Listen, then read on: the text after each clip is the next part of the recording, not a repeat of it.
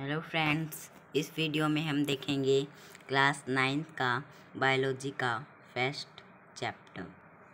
तो ये चैप्टर है the fundamental unit of life. चलिए चैप्टर को स्टार्ट करते हैं।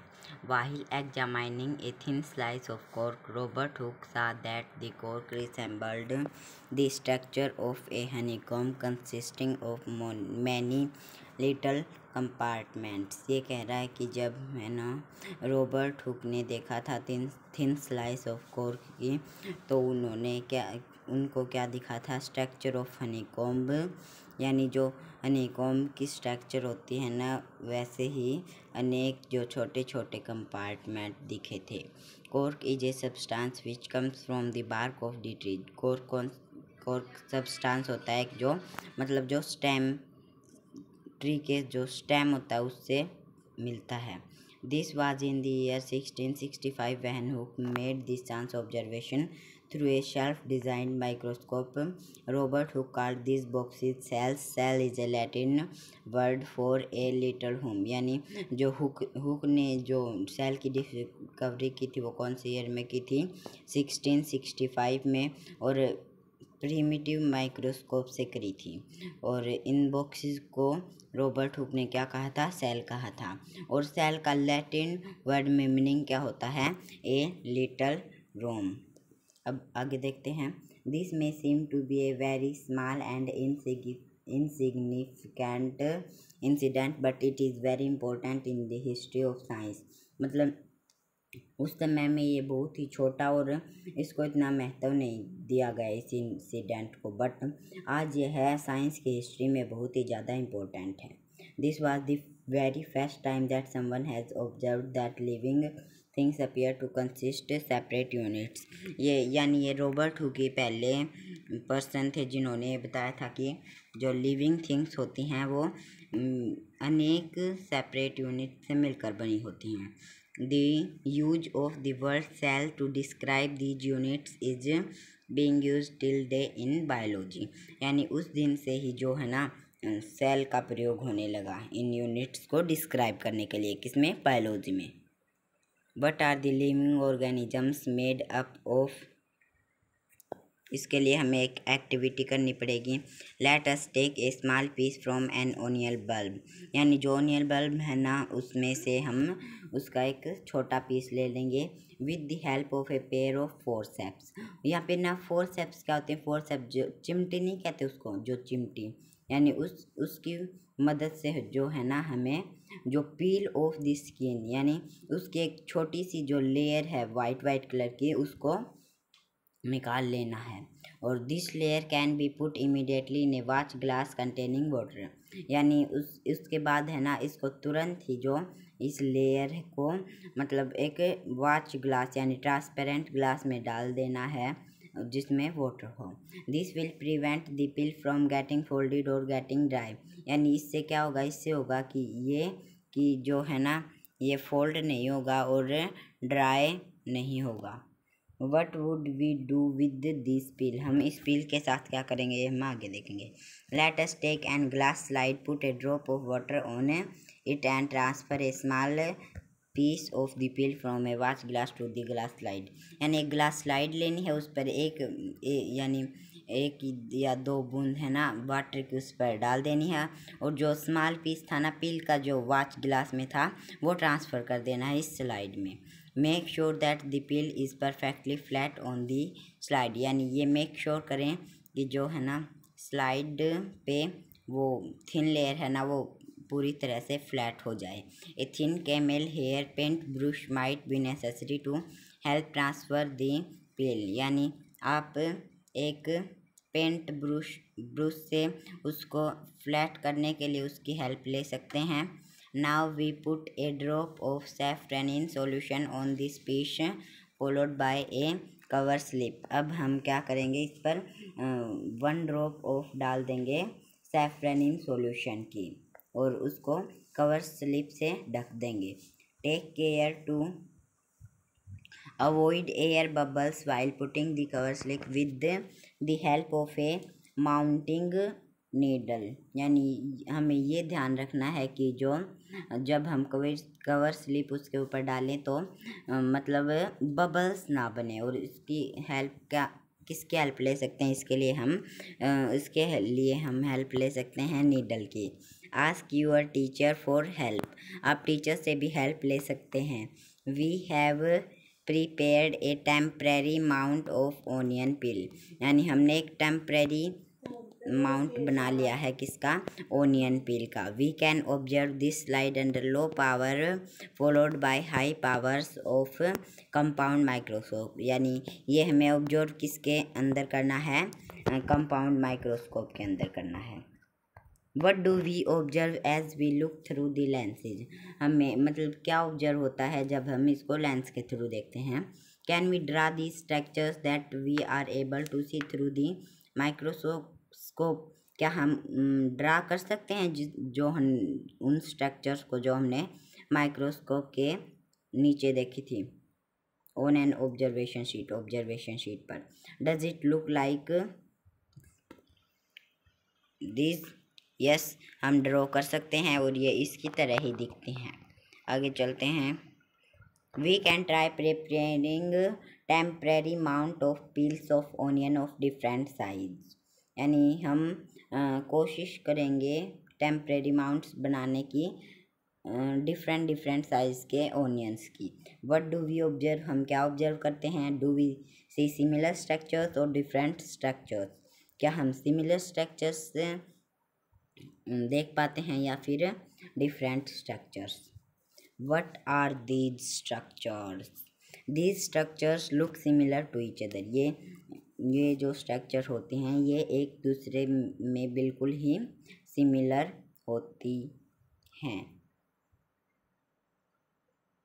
Together they form a big structure like an onion bulb, ये जब सारी मिल जाती हैं तो एक बड़ी सी स्ट्रक्चर बना लेती हैं जैसे कि onion bulb. We find from this activity that onion bulb of different sizes have similar small structures visible under a microscope। इस एक्टिविटी से हमें पता चलता है कि हम डिफरेंट साइज़ के ओनियन बल्ब्स ले तब भी जो ये स्मॉल स्ट्रक्चर्स हैं ये सिमिलर होंगे। कैसे पता चलेगा हम similar?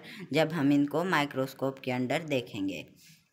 This cells of the onion peel will all they look are same regardless of the size of the onion they come from, यानी ये इसमें कहने की कोशिश कर रहा है कि जो ओनियन बल्ब है ना उसके साइज को नहीं देखेगा कि भाई साइज इसका छोटा है या फिर बड़ा है।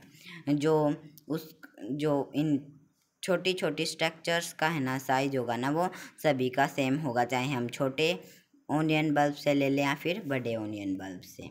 These small structures that we see are the basic building units of onion bulb, ये जो हम स्मॉल छोटी स्ट्रक्चर्स को देख पा रहे हैं ना ये क्या है? ये बेसिक बिल्डिंग यूनिट हैं किसकी? ओनियन बल्ब की। These structures are called cells, in structures को क्या कहते हैं? सेल्स कहते हैं।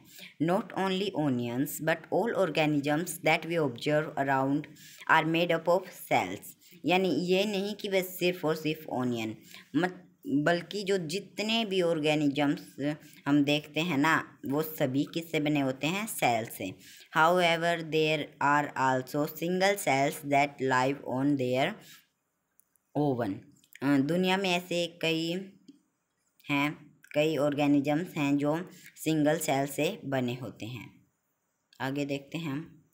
मोर टू नो में क्या जान लेना चाहिए?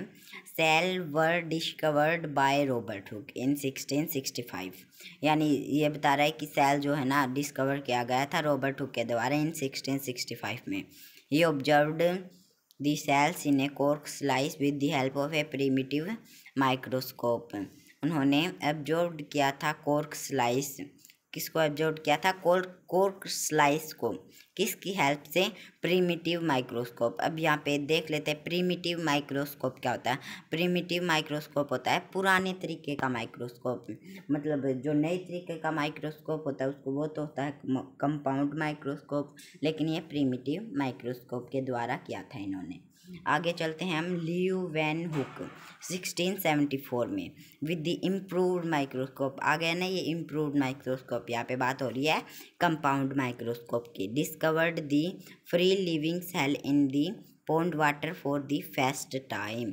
इन्होंने क्या किया था, ये रॉबर्ट हुक थे ना, इन्होंने तो डेड सेल्स को डिस्कवर किया था, लेकिन ये है ना नीचे लियू वैन हुक, इन्होंने किया था लिविंग सेल्स को डिस्कवर, किसमें, पॉन्ड वाटर में। It was the Robert Brown in 1835 वो discovered the nucleus in of the cell. अब रॉबर्ट ब्राउन ने क्या डिस्कवर किया था, न्यूक्लियस, कौन सी ईयर में, 1831। Purkinje in 1839 coined the term प्रोटोप्लाज्म for the fluid substance of the cell. Purkinje ने क्या टर्म कॉइंड की थी, प्रोटोप्लाज्म, कब की थी, 1839, fluid substance of the cell के लिए। The cell theory that all the plants and animals are composed of cells and that the cell is the basic unit of life. यानी cell theory क्या कहती है कि जितने भी प्लांट्स हैं, एनिमल्स हैं, वो किससे बने हैं, सेल से, और सेल है ना वो बेसिक यूनिट है लाइफ की। ये किसके द्वारा प्रेजेंट किया गया था, टू बायोलॉजिस्ट, स्केलेडन एंड सेक्वान। ये स्केलेडन ने तो किया था 1838 में और सेक्वान ने किया था 1839 में। The cell theory was further expanded by Virchow, यानी जो cell theory was further expanded by Virchow, यानी जो सेल थ्योरी को और एक्सपेंड किसके द्वारा किया गया था, विर्चो के द्वारा। कब किया गया था, 1855 में, सॉरी। और उन्होंने क्या बताया था, उन्होंने बताया था कि जो सभी सेल्स हैं ना वो किससे, प्री एग्जिस्टिंग सेल्स से बनते हैं। With the discovery of the electron microscope इन 1940, यानी 1940 में क्या, इलेक्ट्रॉन माइक्रोस्कोप की भी डिस्कवरी हो गई थी।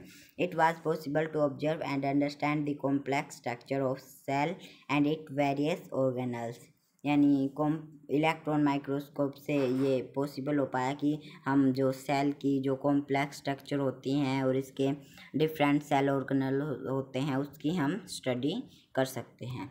आगे देखते हैं। The invention of magnifying lenses led to the discovery of a microscopic world. It is now known that a single cell may constitute a whole organism as in amoeba. यानी जो मैग्नीफाइंग लेंस होते हैं ना, उनकी जो invention हुई थी ना, तभी से स्टार्ट हो गई थी किसकी, डिस्कवरी ऑफ माइक्रोस्कोपिक वर्ल्ड की। It is now known that a single cell may constitute a whole organism. जैसे कि एक सिंगल सेल है ना वही बना देता है एक वोल ऑर्गेनिजम्स को। ये किस में होता है, अमोएबा में होता है और ये पैरामीशियम में होता है और बैक्टीरिया में होता है। These organisms are called unicellular organisms.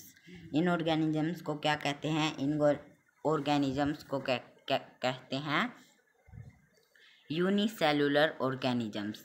यानी यूनि का मीनिंग होता है सिंगल और सेलुलर का मीनिंग होता है सेल, यानी single cell.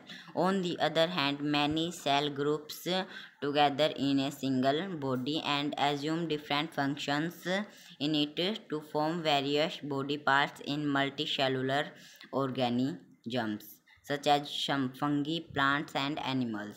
We can find out names of some more unicellular organisms. ये कह रहा है कि कुछ सेल्स ऐसे भी होते हैं जो ग्रुप में होते हैं और जो मिलकर है ना सिंगल बॉडी को बनाते हैं, और उनके एग्जाम्पल्स हो गए फंगी, प्लांट्स हो गए, एनिमल्स हो गए। क्या आप कुछ और सिंगल्स यानी यूनिसेलुलर ऑर्गेनिजम्स के नाम बता सकते हैं, ये मैं पूछ रहा है। Every multicellular organisms has come from a single cell, यानी ये वही बात आ गई विट्रो वाली कि जो मल्टी सेलुलर होते हैं ऑर्गेनिजम्स वो एक सिंगल सेल से आते हैं। हाउ कैसे आते हैं? Cell divide to produce cells of their own kind, all cells thus come from pre existing cells. यानी सेल डिवाइड करता है अपने जैसा ही एक और सेल, और इस प्रोसेस को क्या कहते हैं? Pre existing cell. अभी एक्टिविटी दी गई है, इसमें क्या कह रहे हैं कि we can try preparing temporary amounts of leaf peels, tip of roots of onion और even peels of onion of different sizes। ये कह रहे हैं कि हमें टेम्परेरी माउंट को तैयार करना है, किसके? पत्तियों की, और जो टिप्स होती हैं रूट्स की और ऑनियंस की, ये सभी। After performing the above activity let us see what the answers of the following questions would be. Do all cells look like in terms shape and size? Do all ये ऐसे, ये इतना important नहीं है। अब हम अपने एनसीईआरटी पर आते हैं। Some organisms can also have cells of different kinds। यानी some organisms यानी कुछ organisms में डिफरेंट काइंड्स के भी सेल होते हैं। Look at the following picture, it depicts some cells from human body. यानी पिक्चर्स पर देखो, ये है ना ह्यूमन बॉडी से ही लिए गए। ये देखो स्मूथ मसल सेल है, ये ब्लड सेल है, ये नर्व सेल है, ये फैट सेल है, ये बोन सेल है, ये ऐसे ऐसे सेल हैं, various cell from the human body. The shape and size of cells are related to specific function they perform। जो सेल की शेप और साइज होती है वो रिलेटेड है कि वो जो सेल है वो क्या फंक्शन परफॉर्म करता है। Some cells like amoeba have changing shapes. यानी सम सेल्स जैसे अमोएबा हो गया, वो शेप को चेंज कर सकता है। In some cases the cell shape could be more or less fixed at a peculiar for a particular type of cell. यानी ये कह रहा है कि जो सम केसेस में सेल जो है अपनी शेप चेंज भी कर सकता है, यानी अपनी शेप को बढ़ा भी सकता है, घटा भी सकता है और फिक्स भी रख सकता है। For example, for nerve cell have a typical shape. यानी जो नर्व सेल है ना वो टाइपिकल शेप की है, मतलब वो अपना शेप चेंज नहीं कर सकती, वो ऐसी ही रहेगी। और each living cell has the capacity to perform certain basic functions. यानी जो ईच लिविंग और सेल है ना वो उसमें एक कैपेसिटी होती है कि वो परफॉर्म कर सके कुछ ज़रूरी जो बेसिक फंक्शंस होते हैं, जो मतलब लाइफ फॉर्म्स के लिए करैक्टरिस्टिक्स होते हैं। How does a living cell perform these basic functions? यानी जो सेल है ना वो इन बेसिक फंक्शंस को परफॉर्म कैसे करता है?